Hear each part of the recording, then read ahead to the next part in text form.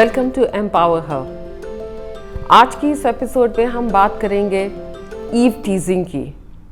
I am sure जो आज मुझे महिलाएं देख रही हैं इस एपिसोड में या लड़कियां, इन्होंने कहीं ना कहीं इस शब्द के बारे में ज़रूर कुछ थॉट दिया होगा। ईव टीजिंग का जो शब्द है यह हमारे आई थिंक इंडियन सब कॉन्टिनेंट में ही ज़्यादा प्रयोग में लाया गया है, क्योंकि कहीं ना कहीं इसको एक रोमांटिसाइज्ड कर दिया गया था एक समय में हमारी मूवीज़ को लेके, और इसमें कल्चरली इसको सैंक्शन कर दिया गया था। और इसका जो महिलाओं पर इम्पैक्ट है उसको किसी ने असेस नहीं किया। कैसे ये एक लड़की को या एक महिला को उसके साइके को इम्पैक्ट करेगा, उसकी लाइफ चॉइसेस को इम्पैक्ट करेगा, इसके बारे में कभी बात नहीं हुई थी। ये बातें शुरू हुई कुछ साल पहले, जब निर्भया जैसा एक दुर्घटनापूर्ण वाक़या हुआ, एक केस हुआ, और उसके बाद इसके ऊपर चर्चा के बाद इसको नाम दिया गया एक सेक्सुअल हैरेसमेंट का हमारे इंडियन पिनल कोड में। क्योंकि इसी sexual harassment eight public spaces, मतलब कि सार्वजनिक स्थान पर जब ये उनके साथ सेक्सुअल हैरेसमेंट होता है तो वह उनके मानव अधिकार का उल्लंघन करता ही है, साथ में वह उनकी चॉइसेस को इम्पैक्ट करता है कि वह अपना करियर कहाँ पर क्या कर सकती हैं या वह कहाँ पढ़ाई करने जा सकती हैं, क्योंकि एक सेफ्टी और सिक्योरिटी का एक बड़ा मुद्दा सामने आया था। तो अब हम बात करते हैं सेक्सुअल हैरेसमेंट की। हमारा इंडियन पीनल कोड, इसमें एक सेक्शन 354A है जो इसको बहुत इलेबोरेट करता है।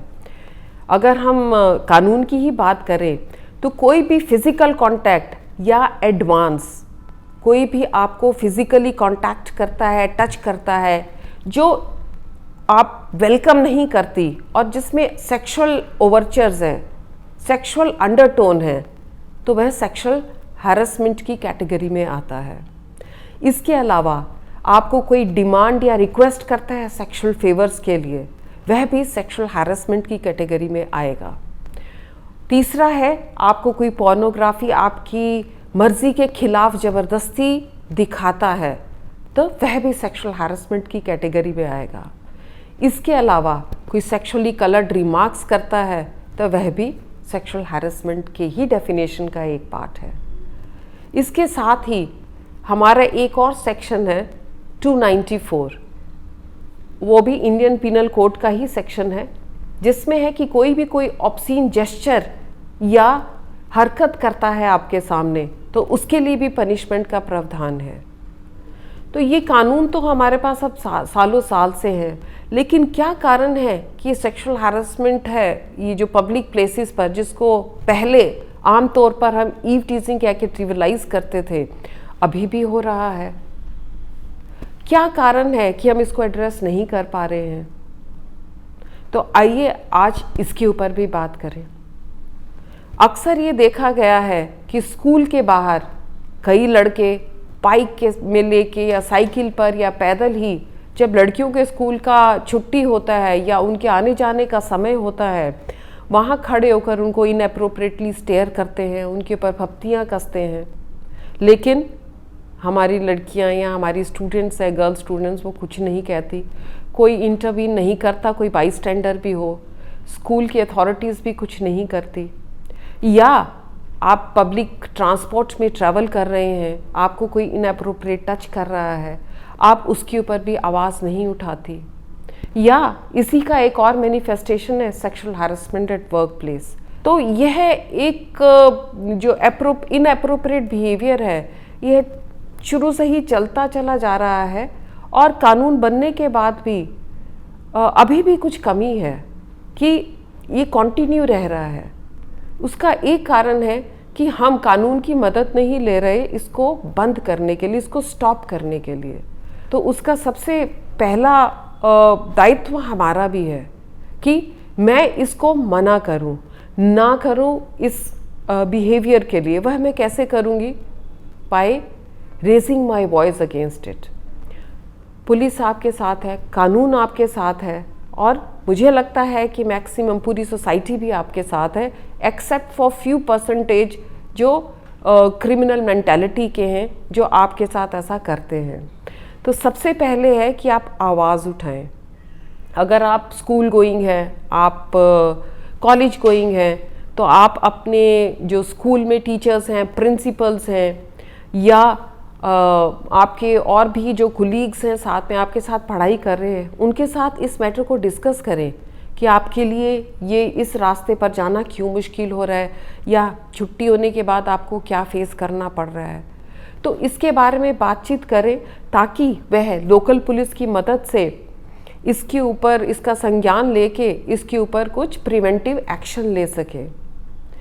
अगर इससे भी काम नहीं चलता है तो 112 ये हमारा इमरजेंसी रिस्पांस सिस्टम है। आप 112 डायल करेंगी तो हमारा इमरजेंसी रिस्पांस है वह बिल्कुल तैयार होगा रिस्पॉन्ड करने के लिए और इमीडिएटली आपकी सहायता के लिए आएगा। और तीसरा है कि आप एक फॉर्मल कंप्लेंट कर सकती हैं पुलिस स्टेशन जाके। लेकिन मैं चाहूँगी कि आप इसको मतलब एक्सलरेट करने से पहले अपने पेरेंट्स को ज़रूर बताएं, अपने अभिभावकों को ज़रूर बताएं, अपने टीचर्स को ज़रूर बताएं, ताकि प्रिवेंशन भी हो। आप आवाज़ उठाएंगी तो आपके साथ में आपके कुलीग्स हैं, आपकी और सहेलियां हैं, वह भी इस बात को उठाएंगी और कहीं ना कहीं इसको स्टॉप कर पाएंगे। आप पब्लिक ट्रांसपोर्ट में हैं तब भी आप इसके ऊपर आवाज़ उठा सकती हैं, मदद मांग सकती हैं आपके आसपास के लोगों के से। इसके अलावा जो बस के कंडक्टर्स हैं, बस के ड्राइवर्स हैं, उनको भी सेंसिटाइज किया गया है कि वह भी रिस्पॉन्ड करेंगे और आपको नियरेस्ट पुलिस स्टेशन या पीसीआर की गाड़ी अगर खड़ी होगी तो वहाँ तक ज़रूर वहाँ पर गाड़ी रोक के आपकी बात को उठाया जाएगा और ये इंश्योर किया जाएगा कि आप सेफ़ हैं। पैनिक बटन्स हैं वह भी लगाए गए हैं कई जगह पर ताकि आप उसका इस्तेमाल कर पाएँ।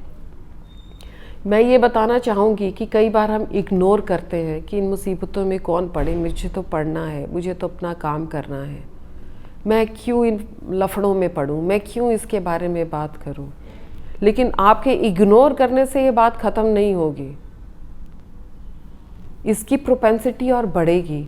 आज कोई आपके ऊपर कमेंट कर रहा है और आप कुछ नहीं कह रही या कुछ नहीं कर रही, तो हो सकता है कल वो आपको इनअप्रोप्रिएटली टच करे और हो सकता है कि वह बात आगे बढ़कर फिज़िकल असॉल्ट की भी हो। तो इसको रोकने का सबसे पहला है अपनी आवाज़ उठाना और अपने हक के लिए कि मुझे ये हक है डिग्निटी के साथ जीने का, डिग्निटी के साथ पढ़ाई करने का, डिग्निटी के साथ काम करने का, उसका मेरे को हक है। उसके लिए मैं अपनी आवाज़ उठाऊंगी और मदद ज़रूर मांगूंगी। आप कमज़ोर नहीं हैं, आपके साथ कानून है, आपके साथ पुलिस ऑर्गेनाइजेशन है, आपके साथ सोसाइटी है और आप अपने आप को सशक्त कर सकती हैं। अगर आपको लगता है कि आपको और ज़रूरत है अपने सशक्तिकरण की, तो हमारी हेल्पलाइन ऐप्स भी हैं। तत्पर ऐप है जिसके ज़रिए आप एक SOS मैसेज है वह हमें भेज सकती हैं। 112 ऐप है जिसके ज़रिए आप अगर मुश्किल में हैं तो बिल्कुल आप हम तक पहुंच सकती हैं। और इसके अलावा हमारा जो दिल्ली पुलिस का special police unit for women and children है, रेगुलरली सेल्फ डिफेंस की क्लासेस कंडक्ट करवाता है। तो आप खुद भी ये क्लासेस ज्वाइन कर सकती हैं समर कैंप्स में, विंटर कैंप्स में, जब आपकी हॉलीडेज़ हों, या आपकी ऑर्गेनाइजेशन या आपका स्कूल या कॉलेज अपने कॉलेज में ही इनवाइट कर सकता है हमारी पुलिस की महिलाओं को जो ये सिखाती हैं ये सशक्ति प्रोग्राम में सेल्फ डिफेंस की टेक्निक। आपको कानून के बारे में बताएंगे ताकि आप मेंटली या साइकोलॉजिकली भी स्ट्रेंथन्ड हो, आपको पता लगे कि कानून आपको कैसे बचाता है। तो बात करते हैं कुछ बेसिक सेफ्टी टिप्स की भी। जब आप कहीं भी ट्रैवल कर रही हैं या जा रही हैं पैदल, तब एक तो अलर्ट रहें। मुझे मालूम है एंटरटेनमेंट हम सबको प्यारा है और मैं अक्सर देखती हूँ हमारे यंगस्टर्स कान में आईपॉड लगा के म्यूज़िक सुन रहे हैं या पॉडकास्ट सुन रहे हैं, लेकिन बीच में आई थिंक ये इम्पॉर्टेंट है कि आप अवेयर रहें अपनी सराउंडिंग्स का, आपके आसपास क्या हो रहा है। या आपकी सेफ्टी के लिए एज अ वुमेन भी इम्पॉर्टेंट है, but as a common citizen भी इम्पॉर्टेंट है, ताकि आप स्ट्रीट क्राइम का विक्टिम ना बने। तो उसके लिए आपको अलर्ट रहना बहुत ही इम्पॉर्टेंट है। और आपको लगता है कि कोई आपका पीछा कर रहा है, तो एक तो आप देखें कि आप कहाँ पर हैं और कहाँ पर क्राउडेड प्लेस है। तो आइसोलेट अगर हैं आप, एक किसी आइसोलेटेड जगह पर हैं, तो वहाँ से मूव करके try to move to a area जहाँ पर थोड़ी सी भीड़ भाड़ है, या कोई दुकान है तो वहाँ पर आप चले जाएं, या कहीं 2-4 और लोग खड़े हैं तो वहाँ चले जाएं। और तीसरा, अभी हमने बात की थी हमारी इमरजेंसी ऐप्स की, तो इंश्योर करें कि आपके पास ये ऐप्स डाउनलोडेड हो आपके मोबाइल में, ताकि इससे आप बहुत जल्दी ही एक SOS का बटन दबाने से हमसे संपर्क में आ सकती हैं। So that will help you in the longer run. तो ये ना सोचें कि कितनी स्पेस मेरे मोबाइल में ये ऐप ले लेगा, ये आपकी सुरक्षा का मामला है। और चौथा है कि अपने मनोबल को ना कम होने दें, एक फियर को अपने फेस पर ना आने दें। जितना आप कॉन्फिडेंट रहेंगी उतना आपका एग्रेसर है जो सेक्सुअल आपको हैरेस करना चाहता है, वह आपसे डरेगा। तो हिम्मत के साथ आपको अपनी इस जर्नी में करना है और मदद मांगने से नहीं हिचकिचाना। आपको तब भी लगे कि आपको मदद की ज़रूरत है तो शाउट इट आउट। इसको शाउट करने से घबराएं नहीं कि मैं मदद कैसे मांगूं। तो आप चिल्ला सकती हैं, स्ट्रेंजर्स की मदद के लिए पुकार सकती हैं। और मैं बिल्कुल कॉन्फिडेंट हूँ कि हमारी सोसाइटी में अभी भी बहुत अच्छे लोग हैं जो आपकी मदद के लिए ज़रूर आएंगे और इंश्योर करेंगे कि जो आपका प्रेडेटर है उसको सज़ा मिले, वह पकड़ा जाए। मैं आशा करती हूँ कि आप कॉन्फिडेंट फील करेंगी इस टाइप के ऑफेंसेस को डील करने के लिए, उनका सामना करने के लिए। और अगर आप के कोई प्रश्न हो या आप अपने कोई एक्सपीरियंसेस शेयर करना चाहती हो तो हमारे कमेंट सेक्शन में ज़रूर लिखें, हम आपको रिस्पॉन्ड ज़रूर करेंगे। और आपको कोई भी मदद की आवश्यकता हो या कोई भी आपकी क्वेरी हो तो कमेंट सेक्शन में लिखें। कानून आपके साथ है, हम आपके साथ हैं और पूरी सोसाइटी आपके साथ है। So let's empower each other. और बाईस्टैंडर ना बने। बाईस्टैंडर हैं तो किसी और के साथ भी हो रहा है तो ensure that you are there to help. Thank you.